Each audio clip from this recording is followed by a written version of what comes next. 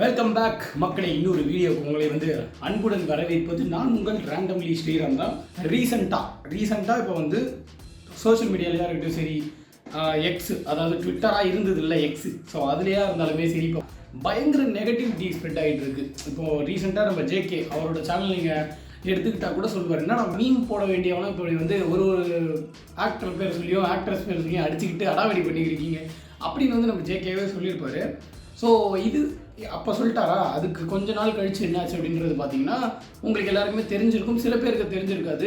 ரொம்ப அவங்க ஒரு ஓல்டு ஆக்ட்ரஸ் அவங்க, அண்ட் நம்ம சூப்பர் ஸ்டார் ரஜினிகாந்த் அவர் இருக்கார் இல்லையா. ஸோ அந்த பட்டத்திலே நிறையா பிரச்சனை வந்துருச்சு, அது வேறு விஷயம். பட் இருந்தாலுமே இப்போ ரஜினிகாந்த் சார் அவர் என்ன ஒரு பிரச்சனையை ஃபேஸ் பண்ணிட்டு வந்தார், அதுக்கு ஒரு தெளிவான எக்ஸ்ப்ளனேஷன் கிடச்சிருச்சுன்னு வச்சுக்கோங்க.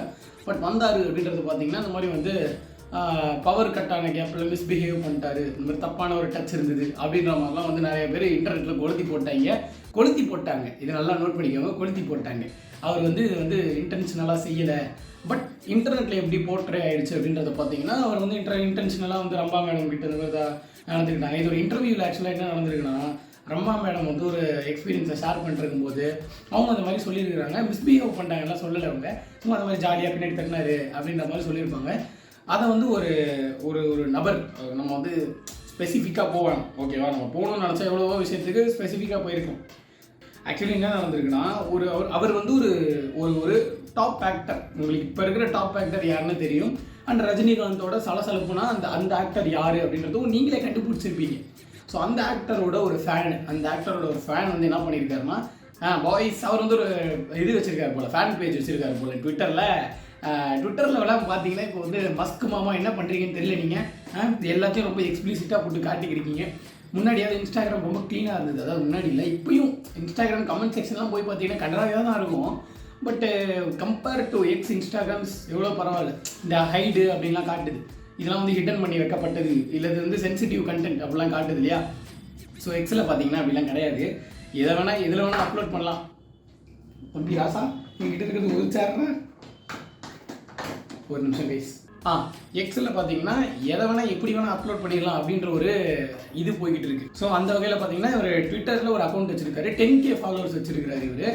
ஸோ அந்த நடிகரோட ஒரு ஃபேன், ஓகேவா, அவர் என்ன பண்ணியிருக்காருன்னா, இந்த மாதிரி நமக்கு ஒரு நல்ல கண்டென்ட் சிக்கிருச்சு, இப்போ நான் எப்படி எனக்கு தேவையான மாதிரி ட்ரிம் பண்ணி இன்டர்நெட்டே அலற விடுறேன் பாரு அப்படின்னு ஒரு போஸ்ட்டை போட்டு அந்த ஒரு சில பார்ட், அதாவது நம்ம மேடம் சொல்கிறாங்க இல்லையா, ஸோ அந்த ஒரு சில பார்ட்டை மட்டும் பட்டி டிங்கரிங்லாம் பார்த்து இதுதான் ராத்திரி பூரா ஒட்டிக்கிருந்தேன்னு கேட்பாங்கல்ல ஒரு காமெடியில், அந்த மாதிரி ஒட்ட வச்சு ஸோ ஒரு என்ன சொல்லியிருக்காருன்னா, நான் அதை ஷேர் பண்ணுறேன், நீங்களும் போய் ரீட்வீட் பண்ணுங்கள், நம்மளோட பவர் என்னன்றதை காட்டுவோம், பவர்ஃபுல் பீப்புள்ரா நாங்களாம் அப்படின்ட்டு படையெடுத்து கிளம்பி இருந்திருக்காங்க. இவங்களும் ரீட்வீட் பண்ணியிருக்கிறாங்க. இப்படி செம்ம ஒரு காட்டு தீயாக பரவச்சு ரஜினிகாந்துக்கு எதிராக அதாவது நம்ம சூப்பர் ஸ்டாருக்கு எதிராக பார்த்தீங்கன்னா பயங்கர ஒரு பிளாக் மார்க்கை கிரியேட் பண்ணி விட்டுருச்சுன்னு தான் சொல்லணும். இந்த இன்ஸ்டாகிராம், இந்த எக்ஸ் வலைதள உலகத்தில், அதான் நெட்டிசன்னு சொல்லிக்கலாமே, நம்மளாம் நெட்டில் ஆக்டிவாக இருக்கும் இல்லையா. ஸோ அந்த மாதிரி ஆளுங்களுக்கெல்லாம் பயங்கர ஒரு காட்டு தீயாக பரவிட்டு இருந்தது, ஓகேவா. ஸோ இருந்தது, இதுக்கான கிளாரிஃபிகேஷன் அப்போ யாருக்குமே இல்லை.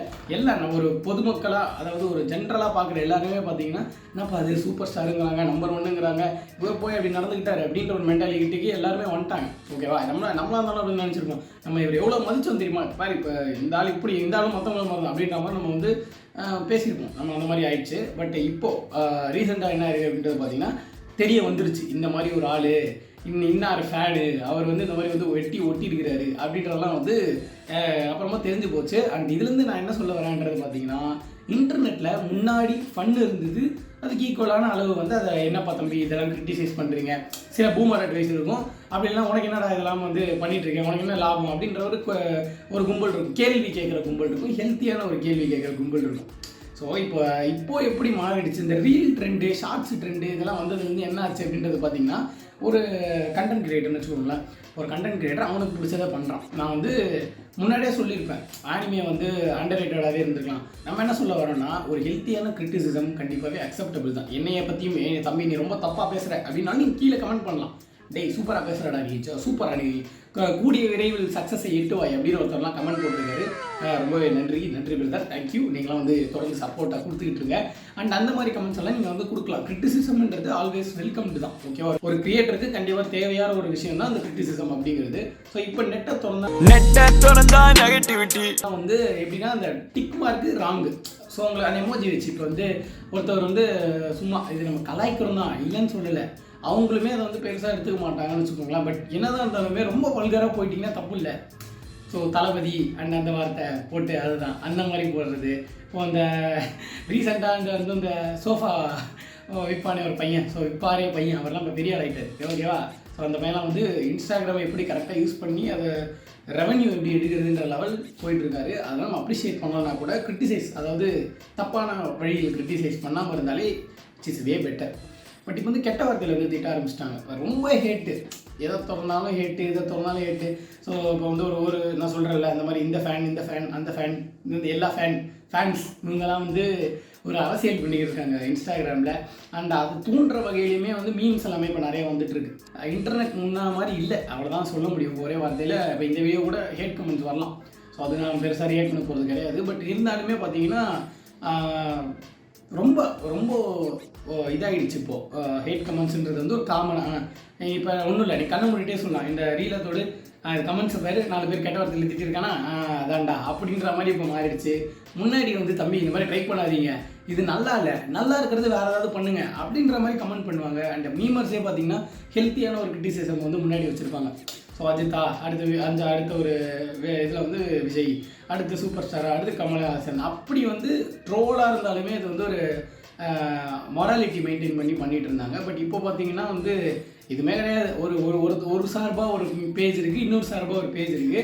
இவங்க 2 பேருமே மாற்றி மீம் போட்டு அட்டாக் பண்ணிக்கிறாங்க. இவங்க 2 பேர் அட்டாக் பண்ணுறத பப்ளிக்காக வேறு காட்டுறாங்க. இதில் நார்மல் ஆடியன்ஸ் வந்து புரியாமல் இருக்கிறவங்க, இல்லை அவ்வளோ ஒன்றும் வந்து மெச்சூரிட்டி இல்லாதவங்க, மெச்சூரிட்டிலாம் இருக்குது, மெச்சூர்ட் பீப்புள் அப்படின்னு பயோலெல்லாம் போட்டுக்கிறாங்க. ஆனால் பார்த்தீங்கன்னா பண்ணுறது எல்லாமே வந்து கீழே வந்து அசிங்கமாக திட்டுறது. உனக்கு அவரை பற்றி தெரியுமாடா, அவர் எவ்வளோ நல்லவர் தெரியுமாடா, இவ்வளோ கலெக்ஷன்ஸ்லாம் இப்போ யாருப்பா கேட்டால் யார் அவங்க என்ன ப்ரொடக்ஷன் ஹவுஸோ அவங்களே விட போகிறாங்க.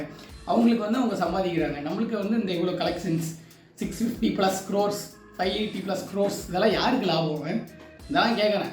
நான் ஜென்ரலாக ஒரு ஆடியன்ஸ். அப்புறம் நீங்கள் வந்து இவன் இந்த மாதிரி பேசுகிறான், இவன் இந்த இதை தான் சப்போர்ட் பண்ணுறான், இந்த ஃபேனை தான் சப்போர்ட் பண்ணுறான், இவர் வந்து ஃபேன் கிடையாது, அதாவது இந்த ஒரு ஹீரோவை தான் வந்து சப்போர்ட் பண்ணுறான், அவனை தான் சப்போர்ட் பண்ணுறான், அப்படிலாம் கிடையாது. ஜென்ரலாக நான் சொல்கிறது வந்து இன்டர்நெட் ரொம்பவே இப்போ வந்து டேஞ்சரஸாக மாறிடுச்சு. அண்ட் நிறைய பேர் வந்து இதில் கொளுத்தி போட்டு கைத்தட்டி வேடிக்கை பார்க்குற கும்பல் எல்லாமே நிறைய பேர் இருக்கிறாங்க. ஸோ அவங்ககிட்ட வந்து நம்ம ஜாக்கிரதையாக இருந்துக்கணும். நம்ம வந்து அதில் எதுவும் இன்வால்வ் ஆகக்கூடாது. அண்ட் அப்படி இருக்கிறவங்களை நீங்கள் பார்த்தாலுமே முடிஞ்சளவு தள்ளி வந்துடணும். இல்லை நான் அவனை திருத்தறேன் அப்படின்னு சொல்லிட்டு நம்ம போய் ரிப்ளை கமெண்ட்லாம் போட்டுட்டு இருக்கக்கூடாது. அப்புறம் நம்மளை வந்து மன உளைச்சலுக்கு ஆளாக்கிடுவாங்க. ஏன்டா இவங்ககிட்ட வந்து ரிப்ளை கமெண்ட் பண்ணோம் அப்படின்ற மாதிரி நம்மளையும் பிடிச்சி வண்டியாக திட்ட ஆரம்பிச்சிருவாங்க. மாப்பிள்ள இவன் தான் எங்கேயோ செமத்தியாக வாங்கியிருக்கான். ஸோ அதான் கைஸ், நான் வந்து என்ன சொல்ல வரேன் அப்படின்னு பார்த்தீங்கன்னா, இன்டர்நெட் முன்னாடி மாதிரி கிடையாது, ரொம்பவே மாறிடுச்சு. நம்ம அதை வந்து திருப்பி கொண்டு வர முடியுமான்னு கேட்டிங்கன்னா கிடையாது. ஸோ ஒரு ஆள் நினச்சா எப்படி கைஸ் பண்ண முடியும்? நம்ம எல்லாருமே கொஞ்சம் வந்து அண்டர்ஸ்டாண்ட் பண்ணணும். இதுதான் இப்படி, இதுதான் அப்படி, இப்படி தான் அவ்வளோதான் முடிஞ்சு போச்சு அப்படின்ற மாதிரி நம்ம வந்து ஒரு ஃப்ளாட்டாக மெயின்டைன் பண்ணிட்டு போகணும். அதில் ஃபன் வச்சுக்கலாம். மீம் போடுறதோ இல்லை ஒரு சர்க்காஸ்டிக், த டிஃப்ரென்ஸ் ரைட்? சர்க்காஸ்டிக்னா என்னன்னு தெரியும். அண்டு அது நீங்கள் வந்து அப்யூசிவ் ஆக்கக்கூடாது. என்ன சர்க்காசமாக கொண்டு போகிறது, அவன் கலாய்க்கிறான்டா அப்படின்ற மாதிரி அத்தோடு விட்டுறணும். அதை நீங்கள் நோண்டி போய் நீ அன்றைக்கி இப்படி சொன்னல, இப்போ நான் ஒன்று சொல்கிறேன்டா அப்படின்னு நீங்கள் வந்து அப்யூசிவாக ஆக்கிடக்கூடாது. ஸோ அதை நான் கேட்டுக்கிற ஒரு வேண்டுகோள். ஸோ நம்ம எப்படி இருந்தோமோ அதே மாதிரி திருப்பி வந்து கொண்டு வருவோம். அண்ட் தேங்க்யூ 96 சப்ஸ்கிரைபர்ஸ், உங்களெல்லாம் வந்து நான் மறக்கவே மாட்டேன். ரொம்ப ரொம்ப தேங்க்யூ, நன்றி. அண்ட் இந்த வீடியோக்கும் வந்து நீங்கள் சப்போர்ட் பண்ணுவீங்கன்னு நினைக்கிறேன். முன்னாடி வீடியோவில் லாரன்ஸ் வீடியோ வந்து 1.4K அடித்ததில் ரொம்ப ரொம்ப மகிழ்ச்சி எனக்கு. மொதல் வீடியோ 1.4K அடித்தது. அண்ட் இதே மாதிரி இந்த வீடியோவும் வந்து 2.4K அடிக்கணும்னு நினைக்கிறேன். அண்ட் ஒரு 50 likes கரெக்டாக தான் நான் கேட்குறது, போடுங்க. சரி, ஓகே கைஸ், இன்னொரு சூப்பரான வீடியோவில் உங்களை வந்து நான் மீட் பண்ணுறேன். Until then, bye from yours randomly Sriram.